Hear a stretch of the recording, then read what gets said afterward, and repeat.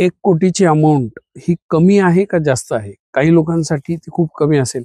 काही लोक त्यांची अख्खी लाईफ या पैशामध्ये जगू शकतात. 4-5 प्रश्न स्वतःला विचारा आणि तुम्हाला कळेल की तुमच्यासाठी ही अमाउंट जास्त आहे का कमी आहे.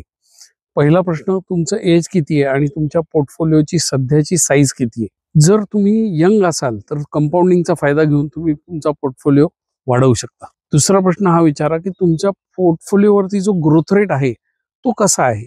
इन्फ्लेशनपेक्षा कमी आहे का इन्फ्लेशनपेक्षा जास्त आहे?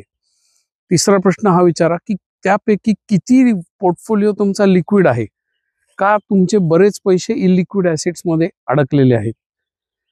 पुढचा प्रश्न हा विचारा स्वतःला की तुमची आयुष्यातली सगळ्यात मोठी गुंतवणूक ही तुमची घर तर नाहीये ना? असं असेल तर तुम्हाला फायनान्शियल प्रॉब्लेम्स असू शकतात. तुमच्याकडे इमर्जन्सी फंड आहे का? 6 महिने खर्चाला पुरतील एवढे पैसे तुम्ही वेगळे काढून ठेवलेत का?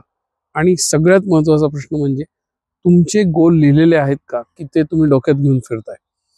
या प्रश्नाची उत्तरं ऑनेस्टली द्या आणि एका फायनान्शियल एक्सपर्टला भेटून तुमच्या फायनान्शियल लाईफचं नीट नियोजन करून घ्या. अशा पद्धतीने तुम्ही तुमचे गोल्स अचीव करू शकता आणि तुम्हाला हे कळेल की 1 कोटी तुम्हाला पुरतील का नाही पुरणार.